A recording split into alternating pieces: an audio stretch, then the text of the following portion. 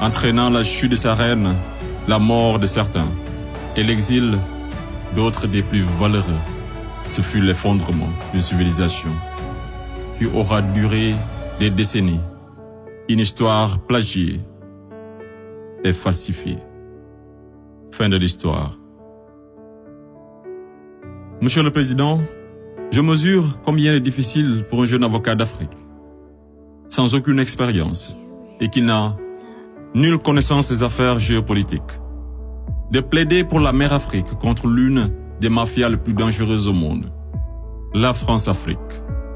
Cependant, quoique trop inférieur à mes adversaires, j'ose espérer que je serai tout de même en mesure de vous exposer clairement les faits, afin que vous n'ignoriez aucune partie de l'objet sur lequel vous êtes appelés à vous prononcer.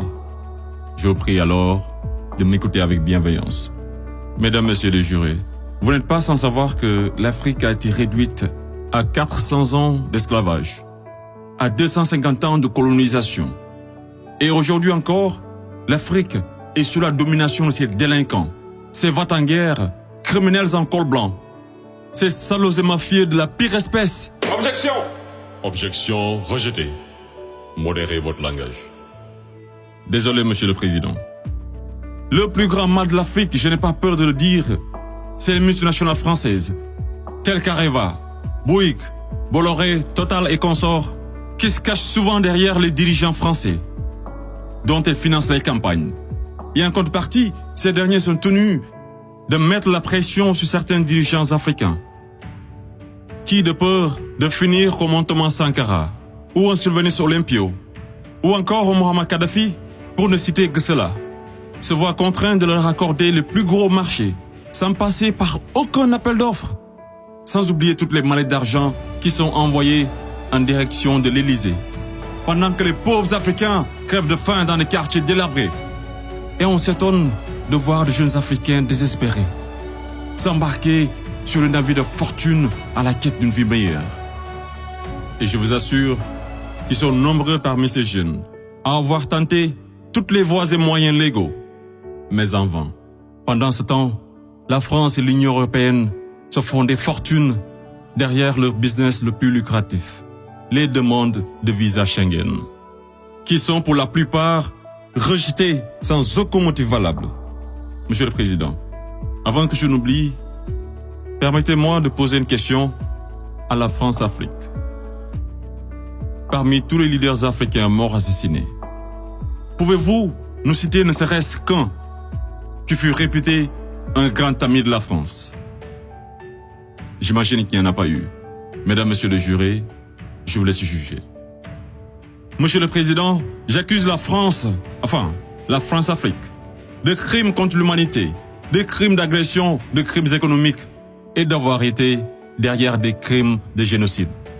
La plupart des dirigeants français sous la Ve République me rappellent des propos d'un homme sage qui disait, je cite, « Les postes éminents rendent les grands hommes encore plus grands et les petits hommes encore plus petits. » Fin de citation. Et le pire d'entre eux, c'est ce nain assassin de Sarko, ce trafiquant d'influence, connu pour sa mégalomanie, l'homme aux scandales multiples, Bettencourt, Tapi, Kadhafi et j'en passe, ce criminel contre l'humanité, toujours en liberté, qui se la coule douce derrière les mélodies de la brune, alors que sa place se trouve à la haie.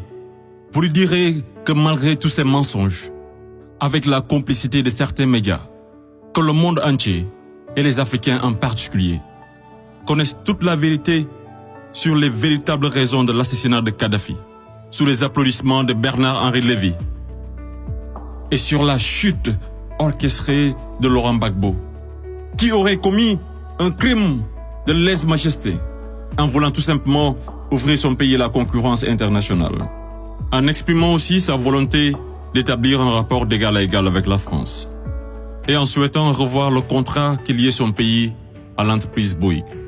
Bouygues, du fameux Martin Bouygues, un ami intime de Sarko, par ailleurs parrain de son fils du nom de lui, tous les deux impliqués dans le conflit ivoirien. Ce n'est pas un hasard. Mesdames, Messieurs les jurés, ai-je besoin d'en rajouter un mot pour que vous compreniez ce jeu d'échecs qui se joue sur le dos de pauvres Africains? alors qu'ils doivent tout à l'Afrique. C'est grâce aux Africains que vous avez une république que vous appelez la France. C'est grâce aux Africains que vous êtes enrichis. C'est grâce aux Africains que vous avez aujourd'hui votre statut de 5e puissance mondiale avec un droit de veto au sein de l'ONU. Et c'est encore grâce aux Africains que vous avez 2 Coupes du Monde à votre compteur. Qu'attendez-vous encore des Africains? Qu'on vous ramène la Lune? Ayez au moins un peu de décence et respectez les Africains, surtout les Noirs et les Arabes qui vivent en France. Monsieur le Président, je voudrais par ailleurs, et si vous me permettez de parler brièvement de la Cour pénale internationale. Il est un proverbe qui dit « Dis-moi qui tu fréquentes et je te dirai qui tu es ». Je propose de jeter un coup d'œil sur le profil des procureurs de la CPI.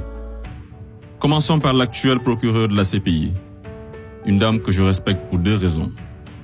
Pour son courage, pour avoir prouvé qu'être une femme et noire ne saurait être un obstacle à la réussite sociale, que la femme noire était capable de s'imposer partout et devant n'importe qui, et pour son combat pour la défense des droits des femmes. Mais devrions-nous faire semblant d'oublier qu'elle fut procureure générale, proche collaboratrice et conseillère juridique du président, et ministre sous l'une des pires dictatures de l'histoire de l'Afrique, sans jamais démissionner? N'est-elle pas comptable de ce régime? Le premier procureur de la CPI, l'Argentin Luis Moreno Ocampo, une haute personnalité dont le nom est impliqué dans les affaires de viol, de corruption, d'abus de pouvoir. Un procureur de la CPI qui détient avec son épouse des entreprises offshore dans les paradis fiscaux des îles Vierges, de Panama et de Belize. Et c'est le même type qui aujourd'hui offre ses services aux personnalités poursuivies par la CPI afin de les aider à échapper au séjour à la haie, moyennant de grosses sommes d'argent. Et tenez-vous qu'ils sont 123 pays à avoir ratifié le traité de Rome. Et sur 10 enquêtes ouvertes, 9 sont africaines. Je me pose la question à savoir, sommes-nous dans une cour pénale internationale ou africaine? Voilà une cour qui représente pour les Occidentaux un instrument d'oppression et de domination des Africains et de leurs dirigeants. C'est pourquoi l'Afrique a besoin d'une cour pénale africaine, par les Africains, rien que pour les Africains et financée par les Africains.